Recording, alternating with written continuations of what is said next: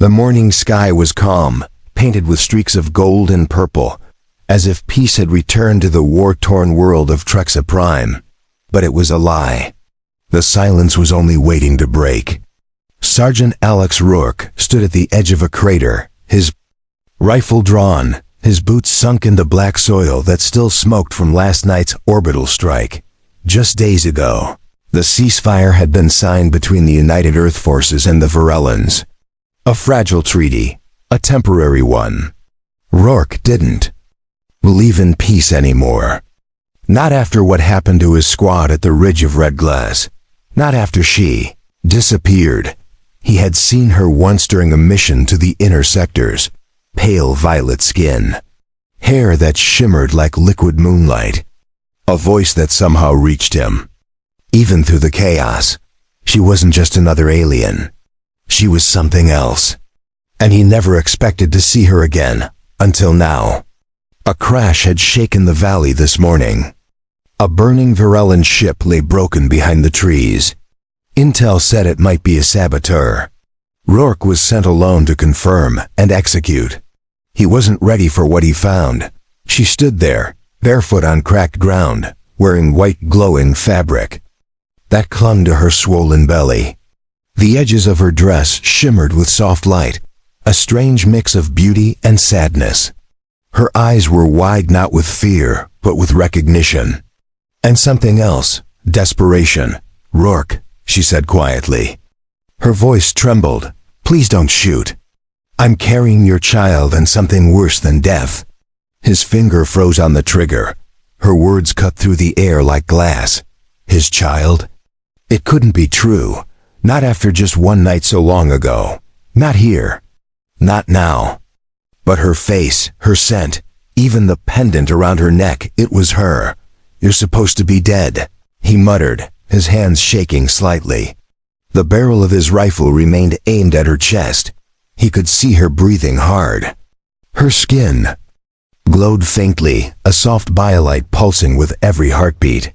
It looked beautiful, but also dangerous. "I survived," she said, stepping forward slowly. "But they did something to me. They implanted a core. A bomb.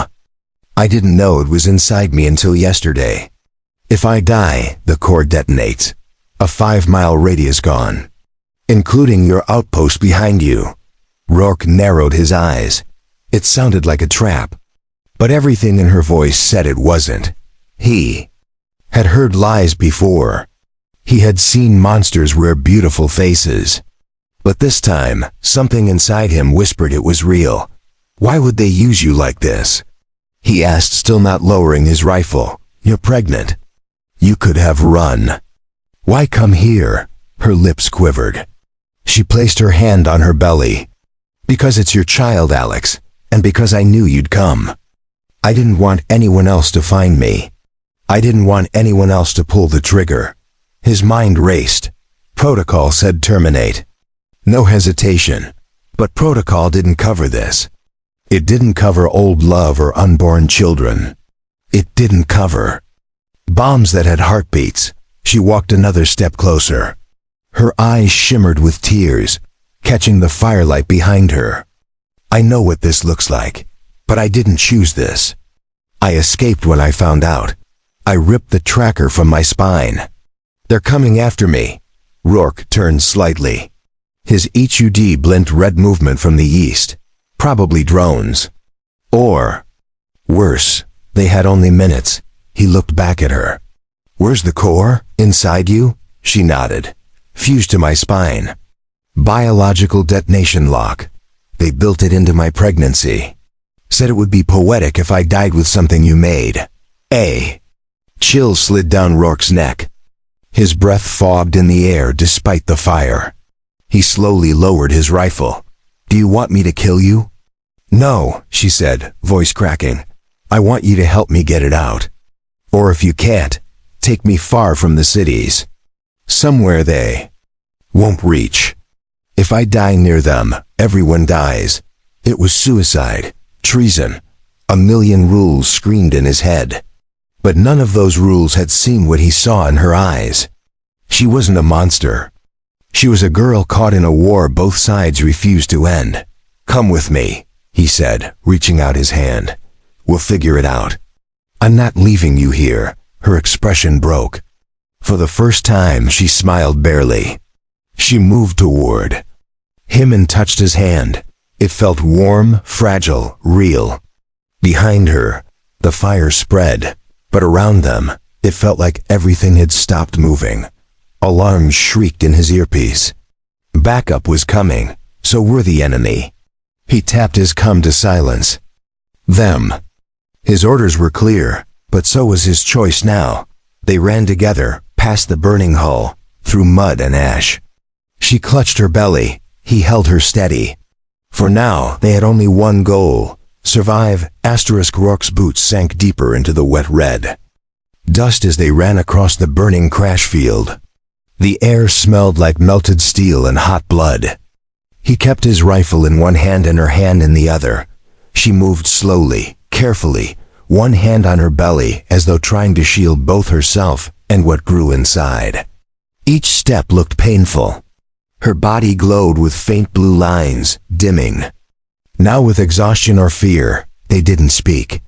Words had no use while enemy trackers swept the area. Overhead, mechanical eyes blinked in and out of view, scanning heat signatures. Rourke yanked her behind a broken engine shell and dropped low. "Heartbeat sensors," he whispered.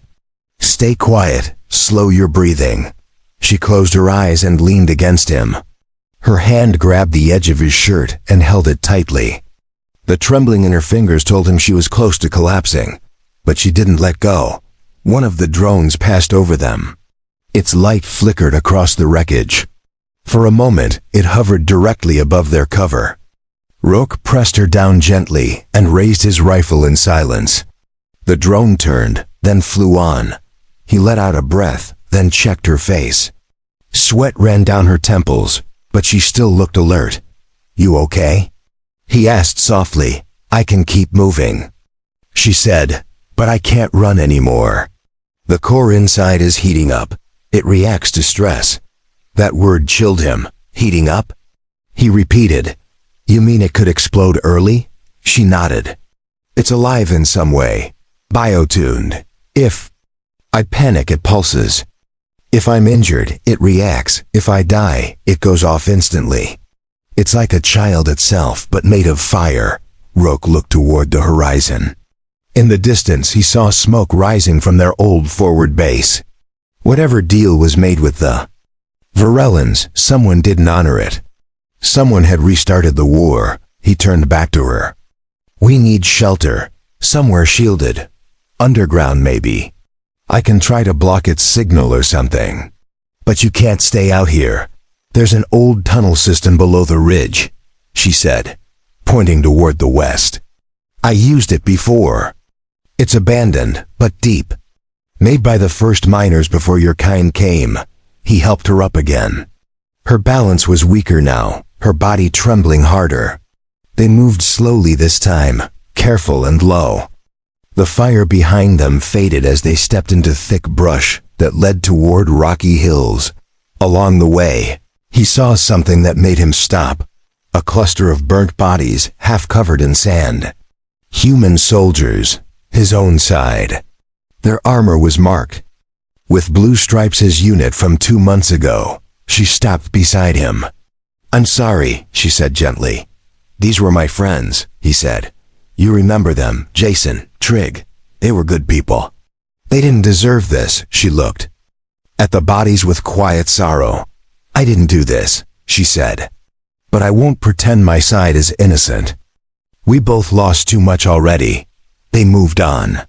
The sun dipped lower, painting the sky in crimson and black. As they reached the rocky ridge, Rourke helped her up over the stones. Her breathing was shallow now, her glow dimmer. The tunnel entrance appeared, covered in vines and old rusted steel. Rourke pried the door open with his knife and helped her inside.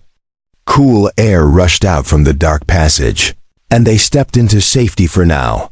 Inside, the walls pulsed faintly with old Varellan tech. Blue lines of energy blinked weakly, enough to light the path. They sat together on a flat stone shelf, the only dry surface nearby. He gave her water and food from his emergency kit. She drank slowly, her hands shaking less now. Her stomach had started glowing again, the blue light soft like starlight. It was almost peaceful. Rourke watched her in silence. There was still so much he didn't understand. How did she get the bomb inside her? Why use her, out of all Varellans? Why him? Why their child? Too many questions circled his mind. "You're wondering if I planned this," she said, as if reading his thoughts. "I didn't. They used me. When I found out I was pregnant, they turned me into a weapon. It was never my choice." He believed her, not just because of her words, but because of her eyes. The way she looked at him then wasn't how an enemy would look at a soldier. It was how a mother begged for her child's future. "You're safe for now," he said. "But they'll search this valley. They won't stop." "I know," she whispered. "They think if they lose me, they lose the war. Because what I carry your child is proof we're not enemies anymore." Her words sank deep inside him. Proof. That's what she called their child. Not a mistake, not a curse, but proof of something better than war. The tunnel lights flickered, then the earth shook slightly. Distant echoes of boots or drones rumbled above. They had found the ship. They would come looking soon, Rourke checked his weapon, then turned to her. "If they break through here, what happens to the core? It will trigger. Even if they just damage me slightly," she said. "It's set to kill, not capture." His grip tightened. He now had one job: protect her at all costs. Because this war didn't need another explosion. It needed someone brave enough to stop one. The air inside the tunnel was colder than expected. Rourke could see his breath as he kept watch near the curved entrance. His back leaned against the wall while his eyes remained fixed on the shadows beyond. The alien girl rested further inside. Her body curled in the warmest part of the tunnel. Her glow had dimmed, but it was still present, steady, alive. Each time she moved, soft blue light shimmered around her dress. He checked the biometric scanner on his wrist. Her vitals were stable. The core inside her hadn't spiked in the last 30 minutes, but the risk remained. The wrong movement, the wrong noise, and everything could end instantly. Her voice came from behind him, soft but strong. "You should sleep too. I won't explode while you're resting." He gave a short laugh, then turned to look at her. That's the kind of sentence that should never exist. She sat up slowly, resting one hand under her stomach. "I wasn't built for war, Rourke. I was a singer. My mother taught me the voice arts. The first time I killed was the day after our ship was captured by humans." He walked toward her and sat beside her, keeping his rifle across his lap. "I'm sorry for what happened. But you know we didn't ask for this war either." She nodded slowly. "I know. But some of your leaders wanted more than peace. They wanted to own what wasn't theirs." The silence between them was heavy, but not cold. It felt like both of them understood something now. Neither side had clean hands, and both were bleeding. "Tell me something real," he said after a while. "Something human. Something not from a report or war journal." She thought for a moment. "When I first met you, you smelled like fire and coffee. I hated that smell. But I kept breathing it in," he chuckled. "When I first saw you, I thought you were part of some trap. I almost shot you before you even said a word. But you didn't," she said, looking at him. "No," he said, his eyes soft. "Because your voice stopped me." She reached out and touched his hand. It was a small gesture, but it felt like it shattered all the layers built between them since the war began. Suddenly, his comlink buzzed. The static came first, then a sharp voice. "Command to Echo Unit. We have radar on a rogue Varellan lifeform. If spotted, terminate immediately. No questions. Repeat, no questions." He turned off the comlink without a word. His jaw clenched. She had heard it too. Her eyes dimmed, not with fear, but acceptance. "You should leave me here," she said. "You're a soldier. Your life is still yours. Mine stopped being mine a long time ago." He shook his head slowly. "I don't take orders from people who give them from behind a desk. If I leave you here, the war wins." A small tear rolled down her cheek. "Then we run out of time." Just then, the tunnel lights flickered again. This time the sound of boots echoed down from the upper shafts. Metal clanged above. Voices were faint but approaching fast. Someone had tracked the ship debris and followed the heat trail. Rourke stood and helped her to her feet. "We move now. There's another exit on the far side of these tunnels. I saw the map years ago. It's steep, but it'll get us out of here." She nodded and pulled her cloak tighter. The pregnancy slowed her steps, but not her will. Together, they moved through the narrow halls, shadows crawling along the walls like ghosts, as they passed old Virellan tech stations and ruined mining tools. The tunnel began to tilt upward. The path narrowed and rocks shifted under their feet. Rourke moved ahead to clear the way while guiding her step by step. "Don't look back," he said. "Just follow me." But then a voice rang out behind them. "Stop, United Earth Forces. Drop your weapon and surrender the alien now." Rourke spun, rifle aimed. 3 human soldiers stood at the bottom of the slope, armored and alert. Their weapons were locked on him. They didn't see her yet. She had hidden behind the corner of the tunnel wall. "Sergeant Rourke," one of them called. "You've been flagged for disobedience. This is your only warning. The alien girl is carrying a bomb. If you don't comply, we will shoot." He didn't lower his weapon. "You're not killing her," he said firmly. "She's not your target. She's not your enemy. She's a threat," the lead soldier replied. "You know the protocol. She detonates, we lose a city. She detonates if you scare her or harm her," Rourke said. "So maybe stop pointing weapons at her and start listening." The standoff was seconds from turning into a bloodbath. The tension crackled like lightning in dry air. Then she stepped into view, hands raised gently. "Please," she said. "I don't want to hurt anyone. I just want to live. Let me go. Let our child live." Even the soldiers hesitated. They hadn't expected her to speak, not in perfect Earth standard. Not with that much emotion. The moment stretched longer than it should have. Rourke made a decision. "If you shoot her, you shoot me too. Now lower your weapons, or get buried in this cave." Asterisk. The 3 soldiers stood frozen, caught between their orders and the sight before them. An alien girl glowing with sorrow. A human soldier standing between her and death. It wasn't what they expected to find. The one in front lowered his rifle. Slightly, confusion creeping into his expression. "You say she's carrying your child," he said. "Is that true?" "Yes," Rourke answered. "And a bomb fused to her spine. If she's harmed, if she panics, we all die. She's not an enemy. She's a prisoner used as a weapon." The soldier stepped back and glanced at his team. The second man hesitated, then turned his gun away, but the third didn't move. His eyes stayed hard. Command said no exceptions. "We can't trust an alien. We shoot now or regret it later." Rourke narrowed his eyes. "You shoot her, and the explosion will wipe out this entire sector. You think Command will thank you for that?" The third soldier shifted his stance but said nothing. Behind them, more noise echoed through the tunnels. Drones most likely.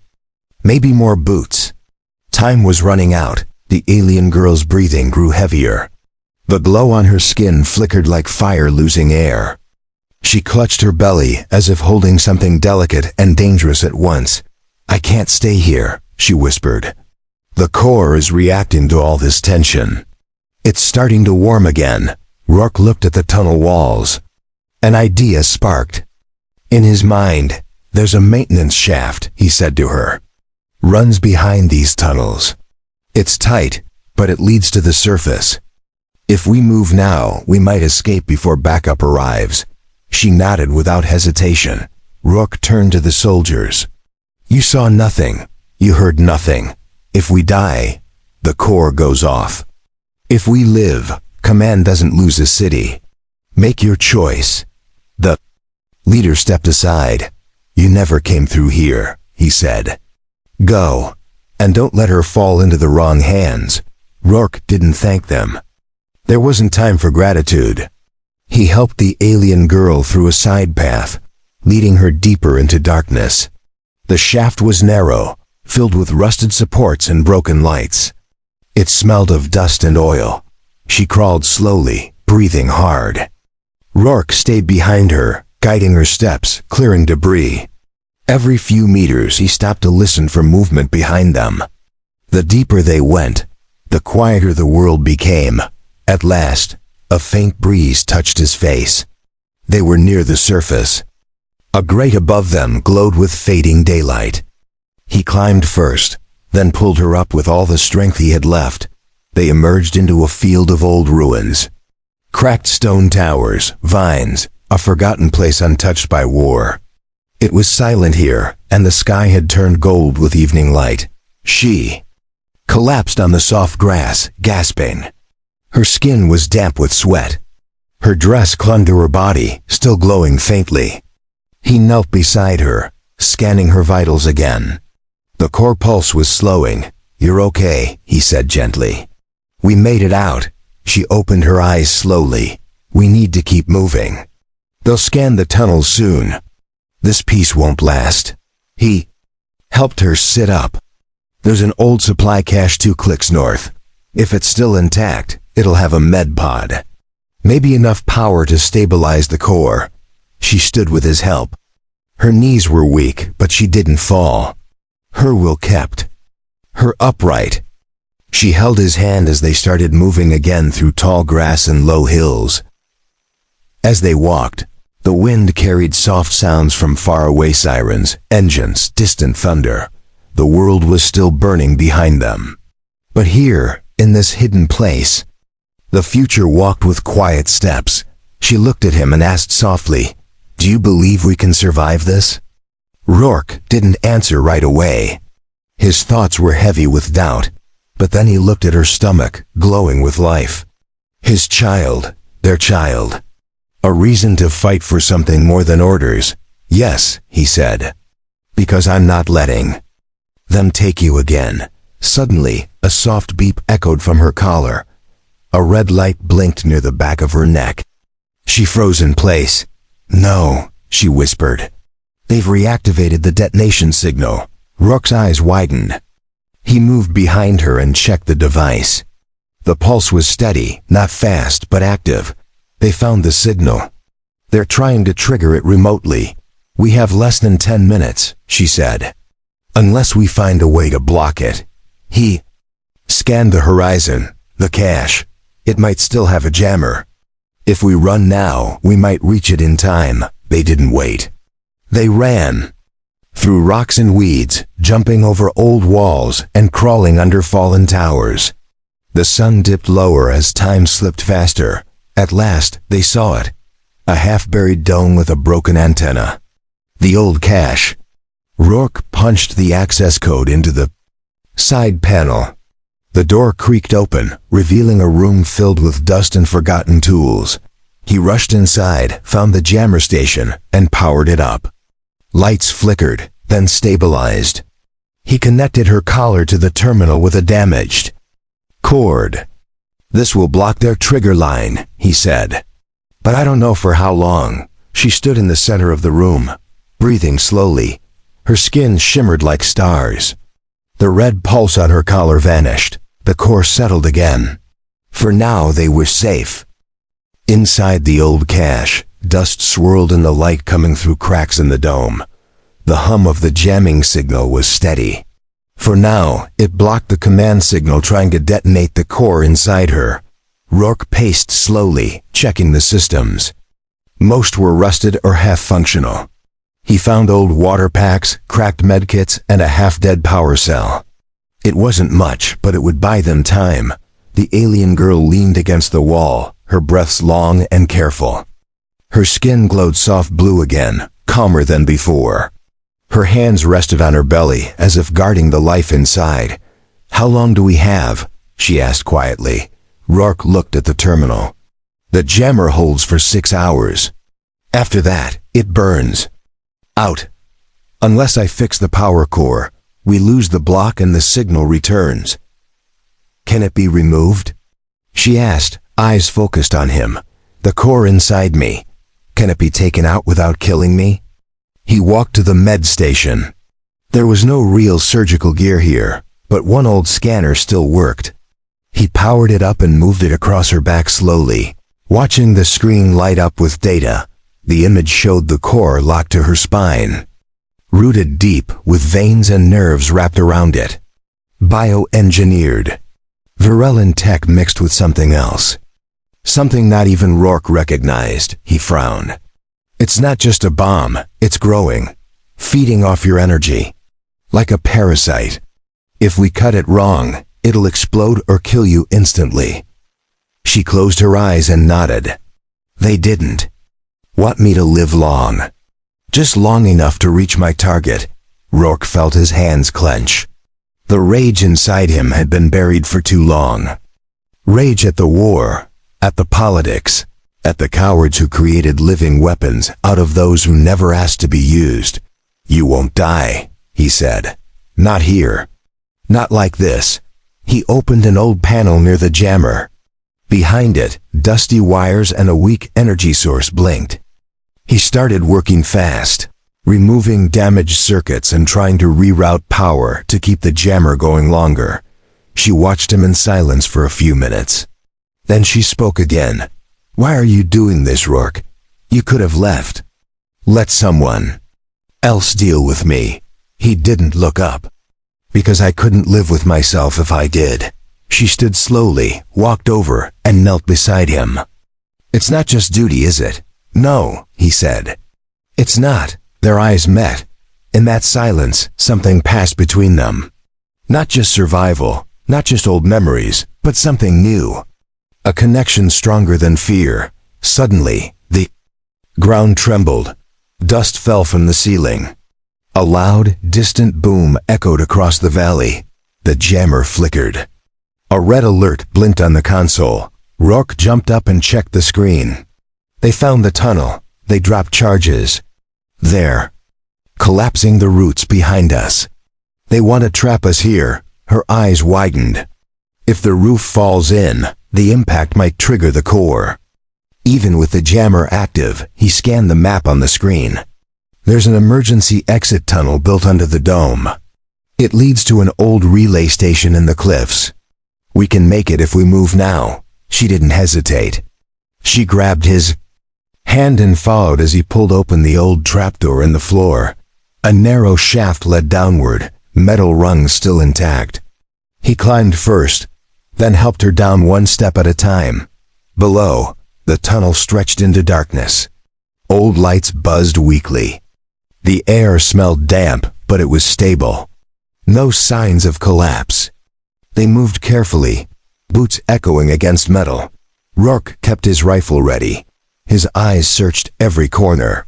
The last time he trusted a silent hallway, he lost 2 men and a medic to a hidden turret. This time, he wouldn't make that mistake. As they walked, she spoke softly. "When this is over, if I live and the child is born, what then?" He glanced at her. "Then we make a life somewhere. Quiet. Far from Earth. Far from command. Just us. You'd stay with me?" She asked, almost surprised. "I'm already with you," he said. Her hand squeezed his. They reached the end of the tunnel. The door to the relay station was jammed, half closed. Rourke forced it open with a grunt, and they slipped inside. Inside. The walls glowed faintly with backup power. Screens flickered. The signal tower above the station still blinked, untouched for years. He moved to the console and checked for long-range signals. "We're too deep to send a full message," he muttered. "But I might be able to bounce a short encrypted signal to the outpost on Luna Sector." "What will you tell them?" She asked. "That I need an extraction team," he said. And a doctor who isn't loyal to command. She smiled weakly. That sounds impossible. I'm used to impossible, he said. She sat down on a bench nearby, her hand pressed over her belly. The glow inside was stronger now. He walked over and placed his palm gently against it. He felt a tiny movement. It kicked, he said with a small smile. Then it's still fighting, she replied. Asterisk. The relay station groaned under the wind outside. Rourke's fingers danced across the cracked console, working fast to bypass the encryption lock. Dust coated every surface, and half the screen blinked with error codes. The alien girl sat nearby. Breathing slowly, her eyes half closed. She was trying to stay calm, knowing the stress could trigger the bomb inside her. Her glow was soft but pulsing faster than before. Rourke managed to reroute an emergency frequency. He found a working beacon line buried beneath layers of disconnected systems. He linked it to a small portable transmitter and encoded a message. This is Sergeant Rourke, he spoke clearly. Urgent extraction needed at Relay Station Echo 7. High-risk biological payload with Virelin hybrid lifeform, non-hostile. Medical evac required. He hit send. The message flashed once, then went dark. The signal was weak, but it had a chance to reach Luna Sector. He turned back to her and knelt down. It's done, he said. They'll get it. If they don't, we still have Plan B, but either way, we stay alive. She nodded, holding her belly. It's getting stronger. I feel it inside me, but the core is changing too. It's not stable anymore. He grabbed the scanner from his pack and swept it across her lower back. The readings were worse than before. The core was pulsing in uneven bursts, releasing heat waves through her spine. It's like the baby and the bomb are fighting for space, he said. I don't know how much longer your body can hold them both. She looked at him with tired but determined eyes.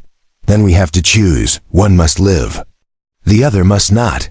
He grabbed her shoulders firmly. No, we save you both. No one dies here today. Not you. Not our child. Not anymore. A sharp beep echoed from the console. Incoming signal. Rourke rushed to check. The screen flashed green, once then showed coordinates. An Allied extraction vessel had received the call. Ada, 23 minutes. He turned to her. We have to hold this ground for 23 minutes. Can you make it? She stood slowly, swaying on her feet. I will make it. I have to. For both of U.S. He helped her to the side wall, where the metal panels formed a makeshift seat. She leaned back, breathing through the tension in her body. The glow around her began to spread, lighting the room in waves, but then the walls shook violently. Outside, engines roared. Rourke grabbed his weapon and rushed to the viewing slit. 3 hovercrafts touched down in the field outside. Not rescue, not allies. Command strike team, they came to kill you, he muttered. They don't care about saving anyone. They just want to erase the problem. She closed her eyes. If they shoot me, they won't get a second chance. The core will kill everything around us. Rourke readied his rifle, then moved to the main entrance. He locked the door and activated the station's weak energy shield. It would hold for a few minutes at best. Maybe enough to stall them. A voice shouted from outside. Sergeant Rourke, stand down. Release the Virelin girl and back away from the station. He replied without hesitation. Negative. She's carrying my child and an unstable core. If you shoot her, we all die. Leave now or wait for evac. There was no answer. Instead, the hiss of cutting torches began against the steel door. Sparks flew across the floor. Time was slipping away. He returned to her side. She was shaking now, her hands pressed to her stomach. It's starting, she whispered. I think it's early labor. I feel it coming. No, he said firmly. You hold on. Just a little longer. She gasped in pain. Her skin flashed brighter, her light rising in rhythm with the contractions. The core inside her responded, sending chaotic signals through the scanner. It couldn't tell the difference between life and threat anymore. Rourke removed his chest armor and rolled up his sleeves. "I'm going to keep you safe, no matter what it takes. I'm not letting anyone near you," the outer door groaned. Louder, it was nearly breached. The blue shimmer of the energy shield flickered with strain. The strike team was almost through. He opened a side panel and pulled out a shock mine from an old storage box. He planted it near the front entrance. It wouldn't kill them, but it would slow them. Behind him, the girl screamed once in pain. He rushed to her side and held her hand. She squeezed tightly. "It's too early," she said, her voice cracked. "But I think the child wants to live. And I want to live too." "You will," he said, brushing her hair back gently. "You both will. Just stay with me." The scanner let out a loud beep. The pulse from the core spiked again. The readings were wild. The child's vitals remained steady, but the bomb was reacting like it sensed a threat. Rourke grabbed the jammer cord and reinforced its connection manually. The lights dimmed across the station, all power redirected to keep that one signal active. If it failed, there would be no second chance. The door exploded open behind them. Smoke filled the air. Red beams of light scanned through the fog. Soldiers in black armor stepped forward with weapons raised. "Don't fire," Rourke yelled. "She's in labor." One wrong move and the core goes off. The soldiers froze. For a second, no one moved. Then a voice came from the back of the team. Calm, older. "Stand down. Lower your weapons. We hold position." A woman stepped forward, wearing white medical armor. She held up her hand and walked past the soldiers. Straight toward Rourke. "I'm Dr. Selene Voss. Your message reached Luna Sector. I'm here to save them both." Dr. Selene stepped into the smoky room with calm steps. Her eyes locked onto the alien girl who lay trembling in the corner, glowing brighter with each passing second. One hand was on her belly, the other gripping Rourke's sleeve tightly. "I need silence," the doctor said firmly. "And no sudden movements. The wrong sound can increase the core's sensitivity." The soldiers lowered their weapons slowly. Even they could see now, this wasn't just an enemy. This was a mother about to give birth with a bomb inside her spine. One wrong move and everyone would die. Rourke stepped back just enough to give the doctor room, but stayed close to the girl. "Her vitals are dropping. The baby is strong, but the core is reacting to the contractions." Dr. Selene knelt beside her, pulling out a scanner from her medical case. She moved it carefully along the girl's back, reading the sharp waveforms coming from the biocore. Her face tightened with worry. "This is worse than expected," she muttered. "The core is built to mimic her nervous system. If I remove it the wrong way, her heart stops. If I delay the birth, both will die. I have one shot at this." Girl's eyes fluttered open. "Do it," she whispered. "Whatever happens, save him. Save our child." Rourke took her hand and leaned close. "You're both going to survive. You hear me? You're not alone anymore." Dr. Selene activated a small handheld tool that emitted soft green light. "This is a neuro-isolator. I'll shut down the nerve connections around the core for 60 seconds. That's all the time I have to remove it and stabilize her system." The girl gasped again. Her body shook with the force of another contraction. The room pulsed with light as her inner glow flared. Rourke felt heat against his skin as he held onto her tighter. Dr. Selene worked fast. Her hands moved with precision as she cut into the side of the alien's lower spine. Blue fluid mixed with silver threads spilled out as she reached the core housing. The scanner buzzed louder. Outside, the ship engines roared. The evac team had arrived and was waiting in the valley below. But inside the station, time stood still. Every second stretched as the doctor pulled at the device fused to living tissue. "I see it," she said, sweat forming on her forehead. "It's alive, part machine, part organ. The bomb is thinking, Rourke whispered. Then make it stop, Doctor. Selene cut the last thread and placed the pulsing core into a stasis tube. It hissed as it sealed. The scanner stopped screaming. The alien girl collapsed back, her glow fading to a soft pulse. She's stable, the doctor said. The baby is coming, but the bomb is gone. She made it. Tears slipped from Rourke's eyes. He had held back everything until now. But seeing her safe, really safe, broke through all the walls he had built since the war began. The girl opened her eyes slowly. Her lips parted into a faint smile. Is it out? It's out, he said. You're free. An hour later. Inside the medical tent of the evac ship, Rourke sat beside her. Her skin looked pale but peaceful. The baby lay in a soft pod beside them, tiny, violet-skinned, and quiet. Dr. Selene stood nearby, arms crossed. I've sent the report to Central. They know everything. The use of biobombs, the child, the sabotage of peace talks. They'll try to bury it, but now there's proof. Rourke nodded. Then we'll protect it, all of it, the truth, the child. Her. The alien girl looked at him. What happens now? He smiled softly. Now we leave. We find a planet that doesn't. No war. We build a home. And we raise our son together.